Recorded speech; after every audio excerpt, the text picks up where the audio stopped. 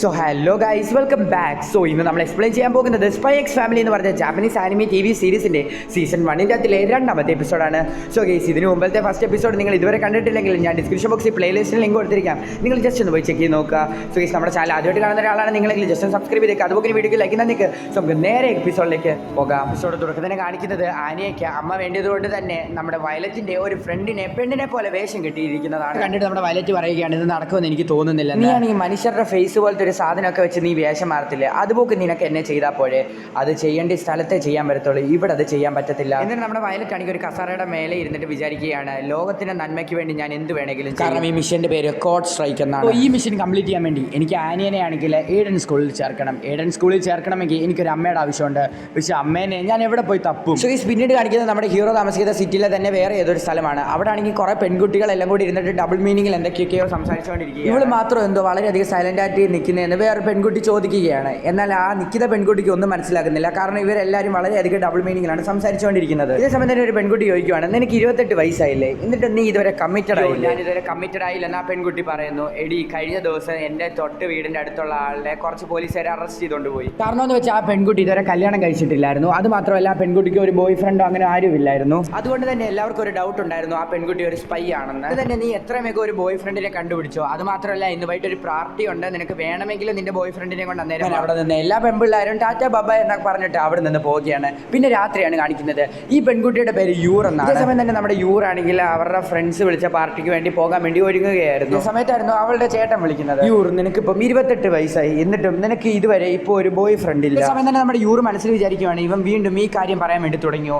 എടാ, എന്നെ വൈകിട്ട് ഫ്രണ്ട്സ് എല്ലാം കൂടി ഒരു പാർട്ടിക്ക് വിളിച്ചിട്ടുണ്ട്. അന്നേരം ഞാൻ എൻ്റെ ബോയ് ഫ്രണ്ടുമായിട്ടാണ് ആ പാർട്ടിക്ക് പോകുന്നത്. ഓ, നീ കമ്മിറ്റഡ് ആയോ? എന്നിട്ട് നീ എന്നോടൊന്നും പറഞ്ഞില്ലല്ലോ. ഓ, ഞാൻ ഇപ്പോഴാണ് ഒരു കാര്യം ഓർത്തത്. എൻ്റെ കുറച്ച് ഫ്രണ്ട്സും കൂടെ ആ പാർട്ടിക്ക് വരുന്നുണ്ട്. സോ എനിക്ക് അന്നേരം അറിയാമല്ലോ നിനക്ക് ബോയ് ഫ്രണ്ട് ഉണ്ടോ ഇല്ലയോ എന്നുള്ള ഒരു കാര്യം എന്ന് പറഞ്ഞിട്ട് അവളുടെ ചേട്ടൻ കോൾ കട്ട് ചെയ്യുക. സമയത്ത് തന്നെ നമ്മുടെ യൂർ ആണെങ്കിൽ അങ്ങോട്ടും ഇങ്ങോട്ടും നടക്കുകയാണ്. ഞാൻ ഇനി എന്തോ ചെയ്യും, ഞാൻ എങ്ങനെ ഇത്രയും പെട്ടെന്ന് ഇനി ഒരു ബോയ് ഫ്രണ്ടിനെ കണ്ടുപിടിക്കുന്നത്. അതേ സമയത്തായിരുന്നു നമ്മുടെ യൂറിന് പെട്ടെന്ന് ഒരു കോൾ വരുന്നത്. കോൾ എടുത്ത ഉടനെ തന്നെ പറയുകയാണ്, എടാ ഞാൻ കമ്മിറ്റഡ് അല്ല, ഞാൻ നിന്നോട് ചുമ്മാ പറഞ്ഞതാണെന്ന്. ഓ, നീ നിന്റെ ബ്രദറുമായിട്ട് സംസാരിച്ചുകൊണ്ടിരിക്കുവായിരുന്നു അല്ലേ? അതെന്തെങ്കിലും ആവട്ടെ പ്രിൻസസ്, നിങ്ങൾക്കൊരു പുതിയ ഡ്യൂട്ടി വന്നിട്ടുണ്ട്. നിങ്ങൾക്ക് ഒരു VIP ആയിട്ടുള്ള ഒരു ഹോട്ടലിൽ നമ്മുടെ യൂർ ആണെങ്കിൽ ആ ഹോട്ടലിലേക്ക് വരികയാണ്. വന്നുടനെ തന്നെ അവിടുത്തെ ഗാർഡ്സ് ഒരു ഗേളിനെ ആണെങ്കിൽ പ്രോഗ്രാമിലോട്ട് ഇൻവൈറ്റ് ചെയ്തായിരുന്നോ എന്നൊക്കെ കൺഫേം ചെയ്യുകയാണ്.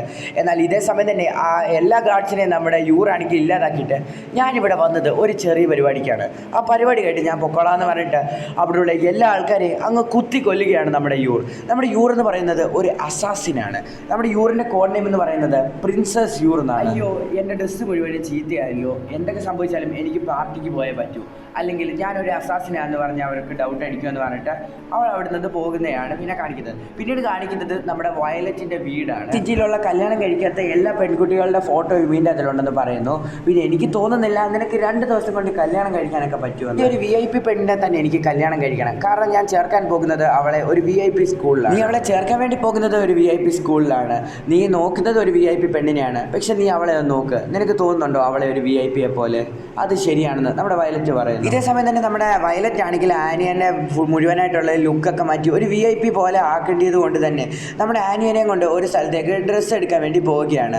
ഇതേ സമയം തന്നെ നമ്മുടെ ആനിയനെ ആണെങ്കിൽ ഒരു ആൻറ്റി വിളിച്ചുകൊണ്ട് പോകാൻ നേരത്തെ അയ്യോ അച്ഛൻ എന്നെ തട്ടിക്കൊണ്ട് പോവുകയാണെന്ന് പറയുന്നു. അവളെ പേടിക്കേണ്ട, അവർ നിന്റെ അളവെടുക്കാൻ വേണ്ടി കൊണ്ടുപോകുന്നതാണെന്ന് പറയുന്നത്. തന്നെ നമ്മുടെ വയലറ്റ് ആണെങ്കിൽ വിചാരിക്കുകയാണ്, ഞാൻ എങ്ങനെയാണ് 2 ദിവസത്തിനുള്ളിൽ ഒരു പെൺകുട്ടീനെ കണ്ടുപിടിക്കുന്നത്, എന്നിട്ട് ആ പെൺകുട്ടീനെ എങ്ങനെയാണ് കല്യാണം കഴിക്കുന്നത്. ഇതേ സമയത്ത് തന്നെ നമ്മുടെ യൂർ ആ കടയിലേക്ക് വരികയാണ്. യൂർ ആണെങ്കിൽ അവളുടെ ഡ്രസ്സ് തയ്പ്പിക്കാൻ വേണ്ടി കടയിൽ കൊണ്ടുവന്നതാണ്. ഇതേ സമയം തന്നെ നമ്മുടെ വയലറ്റിന് യൂറിനെ ഓർമ്മയുണ്ട്. കല്യാണം കഴിക്കാത്ത അതിലെ ലിസ്റ്റുണ്ട്, അതിൽ യൂറിൻ്റെ പേരുമുണ്ട്. അതുമാത്രമല്ല ഇവൾ എപ്പോഴാണ് ഇങ്ങോട്ട് വന്നത്, എനിക്ക് ഇവളെ ശ്രദ്ധിക്കാൻ വേണ്ടി പറ്റിയില്ലല്ലോ എന്നും ഇവൾ മനസ്സിൽ വിചാരിക്കുന്നു. ഇതിനു വേണ്ടിയാണ് എന്നെ നോക്കിക്കൊണ്ടിരിക്കുന്നത്. ഇതേ സമയം തന്നെ നമ്മുടെ വയലറ്റ് പറയുകയാണ്, നിന്നെ കാണാൻ ഒരുപാടത്തേക്ക് ഭംഗിയുണ്ട്, അതുകൊണ്ടാണ് ഞാൻ നോക്കിക്കൊണ്ടിരിക്കുന്നത്. സമയത്തായിട്ട് നമ്മുടെ യൂർ ചോദിക്കുകയാണ്, എന്താണ് നീ പറഞ്ഞത്, എനിക്ക് നല്ല ഭംഗിയുണ്ടെന്നോ. ഇതേ സമയം തന്നെ അവരുടെ ഫ്രണ്ട്സ് പറഞ്ഞ കാര്യം ആലോചിക്കുകയാണ്, നിനക്ക് നല്ല ഭംഗിയൊക്കെ ഉണ്ട്, എന്നാലും നിനക്കൊരു ബോയ് ഫ്രണ്ട് ഇല്ലല്ലോ എന്നുള്ള ഒരു കാര്യം. ഇയാളെ ഇപ്പം തന്നെ ഒന്ന് ഡേറ്റിൽ വിളിച്ചാലോ നമ്മൾ മനസ്സിൽ വിചാരിക്കുന്ന സമയത്താണ് അച്ഛാന്ന് വിളിച്ചുകൊണ്ട് ആനി അങ്ങോട്ട് കയറി വരുന്നത്. അയ്യോ, ഒരു കുട്ടിയൊക്കെയുള്ള ഇയാളെ ഞാനൊരു ഡേറ്റിൽ വിളിച്ചാൽ ഇയാൾ എന്തോ വിചാരിക്കും. അസസിനായിട്ടുള്ള എനിക്ക് ഒരിക്കലും ഒരു ആണിനെ കിട്ടാൻ പോകുന്നില്ല. ഇത് മൈൻഡ് റീഡുന്നത് നമ്മുടെ ആനിയെ കണ്ടുപിടിക്കുകയാണ്. ഓ, വിഷയമായിരിക്കും സ്പൈ ആയിട്ടുള്ള അച്ഛനും അതുപോലെ അസാസിനായിട്ടുള്ള അമ്മയും. ഈ സമയത്ത് തന്നെ നമ്മുടെ മൈൻഡ് റീഡ് ചെയ്തുകൊണ്ടിരിക്കുന്ന നമ്മുടെ ആനി ആണെങ്കിൽ നമ്മുടെ യൂർ പറയുന്ന കാര്യം ആലോചിക്കുകയാണ്. ഇവനൊരു കുട്ടിയൊക്കെ ഉണ്ട്, ഇവനെ ഞാൻ എങ്ങനെയാണ് ഡേറ്റിങ്ങിൽ വിളിക്കുന്നത്. ഇതേ സമയത്ത് തന്നെ നമ്മുടെ ആനി ആക്ടിങ് തുടങ്ങുകയാണ്. അയ്യോ അച്ഛാ, ഞാൻ എൻ്റെ അമ്മേനെ ഒരുപാട് മിസ് ചെയ്യുന്നു. സമയത്ത് തന്നെ നമ്മുടെ യൂർ വയലറ്റിനോട് ചോദിക്കുകയാണ് ഇവളുടെ അമ്മയ്ക്ക് എന്ത് പറ്റിയത്. ഇതേ സമയം തന്നെ നമ്മുടെ വയലറ്റ് പറയുകയാണ് 2 വർഷത്തിന് മുമ്പ് ഒരു ആക്സിഡന്റ് മരിച്ചു പോയെന്ന്. ഇതേ സമയത്താണ് നമ്മുടെ യൂറാണെങ്കിൽ അവളുടെ കാര്യങ്ങളൊക്കെ കടയിൽ നിന്ന് ഇറങ്ങിയിട്ട് പറഞ്ഞു കൊടുക്കുകയാണ്, ഞാൻ ശരിക്കും കമ്മിറ്റഡ് അല്ല, പക്ഷേ ഞാൻ എൻ്റെ ചേട്ടനോട് പറഞ്ഞേക്കുന്നത് ഞാൻ കമ്മിറ്റഡ് ആണെന്നാണ്. അതുകൊണ്ട് തന്നെ ഇന്ന് വൈകിട്ടൊരു പാർട്ടി ഉണ്ട്. സോ അതിൽ എൻ്റെ ചേട്ടൻ്റെ കുറേ ഫ്രണ്ട്സൊക്കെ വരും. സോ ആ ഫ്രണ്ട്സൊക്കെ ഞാൻ കമ്മിറ്റഡ് ആണോ അല്ലയോ എന്ന് എൻ്റെ ചേട്ടനോട് പറഞ്ഞു കൊടുക്കും. എന്താ അഭിനയിക്കാമല്ലോ എന്ന് നമ്മുടെ വയലറ്റ് പറയുന്നു. അതിന് പകരമായിട്ട് നീ ഇവളുടെ അമ്മയായിട്ട് ഒരു ദിവസത്തേന് അഭിനയിക്കണം. കാരണം ഞാൻ ഇവളെ വളരെയധികം VIP ആയിട്ടുള്ളൊരു സ്കൂളിൽ ചേർക്കാൻ വേണ്ടി വിട്ടേക്കുവാണ്. അവിടെ ഇവളുടെ അമ്മ വന്നാൽ മാത്രമേ ആ സ്കൂളിലേക്ക് ചേർക്കത്തുള്ളൂ എന്ന് പറയുന്നു. മരിച്ചുപോയ എൻ്റെ ഭാര്യയുടെ ആഗ്രഹമായിരുന്നു ഇവളെ ഒരു നല്ല സ്കൂളിൽ ചേർക്കണമെന്ന്. അതിനുവേണ്ടി ഞാൻ എന്ത് വേണേലും ചെയ്യുമെന്ന് പറയുന്നു.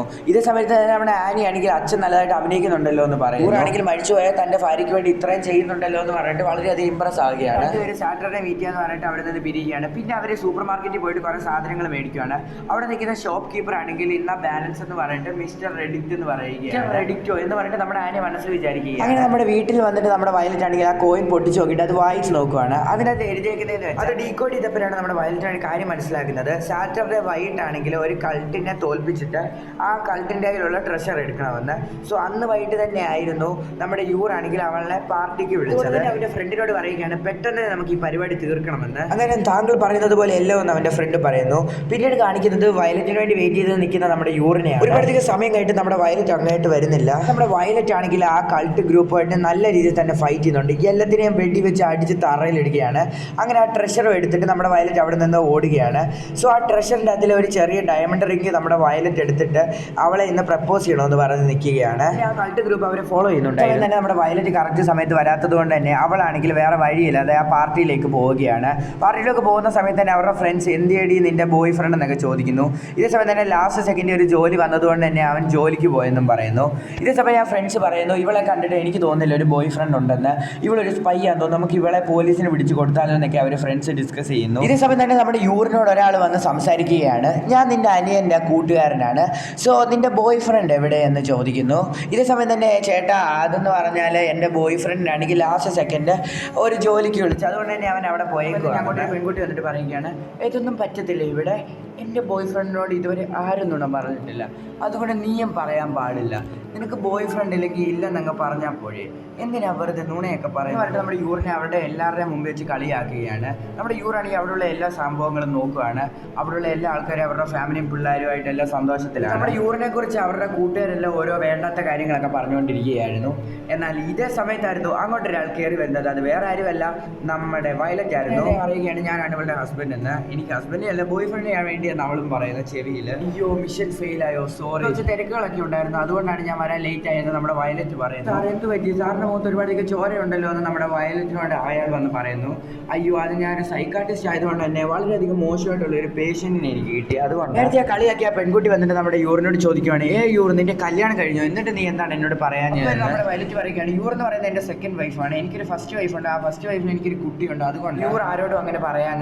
ഇതൊക്കെ കണ്ട് കുശുമ്പ് വന്ന പെൺകുട്ടിയാണ്, നിനക്ക് ഇത്രയും സുന്ദരനായിട്ടുള്ള ഒരു ബോയ് ഫ്രണ്ടിനെ വേണ്ടാന്ന് പറഞ്ഞുകൊണ്ട് തന്നെ ഒരു ചൂടുള്ള ഒരു പാത്രം വയലറ്റ് മുഖത്തെറിയാൻ വേണ്ടി പോവുകയാണ്. നമ്മുടെ യൂറാണെങ്കിൽ അത് സിമ്പിൾ ആയിട്ട് എനിക്ക് ക്യാച്ച് ചെയ്യുകയാണ്. ഇതേ സമയം തന്നെ ആ പെൺകുട്ടിയുടെ ബോയ് ഫ്രണ്ട് വന്നിട്ട് ഇവനെ വിളിച്ചുകൊണ്ട് പോകുന്നുണ്ട്. ഇതേ സമയം തന്നെ നിന്റെ സ്വഭാവം ജോലിയൊക്കെ ഇവൻ അറിയാമോ, ആൾക്കാരൊക്കെ വിളിക്കാൻ നേരത്ത് നീ അവരെ പോയി മസാജ് ചെയ്തൊക്കെ കൊടുക്കത്തില്ലോ, അതിന്റെ കോഡാണ് നമ്മുടെ യൂർ മനസ്സിൽ വിചാരിക്കും. ഇതേ സമയത്ത് തന്നെ നമ്മുടെ വയലറ്റ് പറയുകയാണ് കൊച്ചിലാണെങ്കിൽ ഇവളുടെ അച്ഛനാണെങ്കിലും ഒരു ഗൺ ഷോട്ട് കാരണം മരിച്ചുപോയി, അതുകൊണ്ട് തന്നെ ഇവൾ ഈ മസാജ് ചെയ്ത് കൊടുക്കുന്നതെന്ന് പറഞ്ഞ കാര്യങ്ങളൊന്നും വലിയ കാര്യമൊന്നും അല്ലെന്ന് നമ്മുടെ വയലറ്റ് പറയും. ഈ ഉത്തരം കേട്ടിട്ട് അവിടെ നിൽക്കുന്ന എല്ലാ ആൾക്കാരും അങ്ങ് ഞെട്ടിപ്പോവുകയാണ്. പ്രോഗ്രാമെല്ലാം കഴിഞ്ഞിട്ട് അവരാണെങ്കിൽ ഒരു വണ്ടിയിലിരുന്ന് തിരിച്ച് വീട്ടിലേക്ക് പോവുകയാണ്. എന്നാൽ ഇതേ സമയത്തായിരുന്നു നേരത്തെ വന്ന ആ ഫോളോ ചെയ്യുന്ന കൾട്ട് ഗ്രൂപ്പ് വന്നിട്ട് ഇവരുടെ വണ്ടിയിൽ ഇടിക്കുന്നത്. നേരത്തെ ഞാൻ ഒരു മെന്റൽ പേഷ്യൻ്റെ കാര്യം പറഞ്ഞില്ലേ, അവരാണ് അതെന്ന് പറയുന്നു. വലിയ കുഴപ്പമില്ലെന്ന് നമ്മുടെ വയലറ്റ് പറയുന്നു. സോ ഇത് കേട്ട് നമ്മുടെ യൂറ് വിശ്വസിക്കുകയാണ്. നമ്മുടെ വയലറ്റ് ആണെങ്കിൽ ഒരു സ്ഥലത്ത് വണ്ടി നിർത്തുകയാണ്. എന്നിട്ട് ആ കൾട്ടിൻ്റെ ഗ്രൂപ്പുകാർ വയലറ്റിനെ ആക്രമിക്കാൻ വരുമ്പോൾ വയലറ്റ് അടിച്ച് തറയിലിടുകയാണ്. എന്തിനാണ് പേഷ്യൻസിനെ ആക്രമിക്കുന്നത് അവൾ ചോദിക്കാൻ നേരത്തെ നമ്മുടെ വയലറ്റ് പറയുകയാണ് ഒരു രീതിയിലുള്ള ട്രീറ്റ്മെന്റ് ആണ് നമ്മുടെ വയലറ്റ് പറയുന്നു. അത് അവൾ വിശ്വസിക്കുകയാണ്. അതേ സമയത്ത് തന്നെ നമ്മുടെ യൂറിനെ കത്തി വെച്ചെടുത്താൽ കുത്താൻ വേണ്ടി വരികയാണ്. നമ്മുടെ യൂറാണെങ്കിൽ അവനെ ഒറ്റ ചവിട്ടി അവനെ അടിച്ചങ്ങ് തെറിപ്പിക്കും, അവൻ കണ്ടെത്തി പോയി കിടക്കും. ഇതാണ് നമ്മുടെ വയലറ്റ് ഞെട്ടുന്നുണ്ട്. എൻ്റെ ബ്രദറും അപ്പനും ഒക്കെ കുറേ സെൽഫ് ഡിഫെൻസ് ഒക്കെ എനിക്ക് പറഞ്ഞു തന്നിട്ടുണ്ട്, അതുകൊണ്ടാണ് എനിക്ക് അവനെ അങ്ങനെ കിക്ക് ചെയ്യാൻ വേണ്ടി പറ്റിയെന്ന് നമ്മുടെ യൂറ് പറയുന്നു. ആ കൾട്ട് ഗ്രൂപ്പിലുള്ള ഒരുത്തനാണെങ്കിൽ അവൻ്റെ ഗൺ എടുത്തിട്ട് ഇവരെ ഷൂട്ട് ചെയ്യുകയാണ്. ഇവരാണെങ്കിൽ ഒറ്റ ഓട്ടം ഓടിക്കൊണ്ടിരിക്കുകയാണ്. ഇതേ സമയത്താണ് നമ്മുടെ യൂറ് ഒരു കാര്യം പറയുന്നത്, എനിക്ക് ആനിയുടെ സ്കൂളിൻ്റെ കാര്യം കഴിഞ്ഞിട്ടും എനിക്ക് നിങ്ങളോട് ജീവിക്കാൻ ഒരുപാടധികം ആഗ്രഹം ഉണ്ടെന്ന് പറയുന്നു. ഇതേ സമയം തന്നെ അവൾ മനസ്സിൽ പറയുകയാണ് എന്നാൽ മാത്രമേ ഞാൻ അസാസിനാണെന്ന് ഇവിടെയുള്ള ആൾക്കാരൊന്നും കണ്ടുപിടിക്കാതിരിക്കത്തുള്ളൂ. ഈ കാര്യം തന്നെയായിരുന്നു നമ്മുടെ വയലറ്റും പറയാൻ വേണ്ടിയിരുന്നത്. സോ നമ്മുടെ വയലറ്റ് ആണെങ്കിൽ അവിടെ നിന്ന് എഴുന്നേറ്റിട്ട് അവൻ്റെ പോക്കറ്റിൽ തപ്പുകയാണ് ആ റിങ്.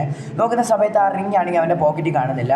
സോ അങ്ങനെ അവിടെയുള്ള എല്ലാ സ്ഥലത്തേക്കും തപ്പുകയാണ്. ആ കൾട്ട് ഗ്രൂപ്പുകാർ മുഴുവനായിട്ടും നമ്മുടെ വയലറ്റിനെ യൂറിനെ ആക്രമിക്കുകയാണ്. ഇതേ സമയം തന്നെയാണെങ്കിൽ നമ്മുടെ വയലറ്റ് ആണെങ്കിൽ ഒരു ബോംബ് എടുത്തിട്ട് അവിടെ കയറിയുകയാണ്. ബോംബ് പൊട്ടിക്കുന്നിടത്ത് ഒരു സാധനം വരത്തില്ല, ആ സാധനം അവളുടെ കയ്യിലിട്ടിട്ട് അവളെ പ്രപ്പോസ് ചെയ്യുകയാണ്. അവിടെ വെച്ച് സ്പൈ എക്സ് ഫാമിലി എന്ന് പറഞ്ഞ ജാപ്പനീസ് ആനിമി TV സീരീസിൻ്റെ സീസൺ 1 അതിലെ 2ാമത്തെ എപ്പിസോഡ് അവസാനിക്കുകയാണ്. സോ ഗൈസ് നമ്മുടെ ചാനൽ ആദ്യമായിട്ട് കാണുന്ന ഒരാളാണ് നിങ്ങളെങ്കിൽ ജസ്റ്റ് സബ്സ്ക്രൈബ് ചെയ്തേക്കുക, അതുപോലെ വീഡിയോക്ക് ലൈക്ക് തന്നേക്കുക. സോ ഈ സ്പൈ എക്സ് ഫാമിലിയുടെ എപ്പിസോഡിന് നിങ്ങൾ അത്രയ്ക്ക് സപ്പോർട്ടൊന്നും തരുന്നില്ല, എന്നാലും സപ്പോർട്ടൊക്കെ തരുന്നുണ്ട്. സോ ഇത് കണ്ടിന്യൂ ചെയ്യണോ വേണ്ടത് നിങ്ങൾ കമൻറ്റ് ചെയ്ത് പറയുക. സോ ഈ അടുത്ത ദിവസം അടുത്തൊരു വീഡിയോ ആയിട്ട് വരുന്നവരേക്കും ബൈ, പീസ്, ബൈ.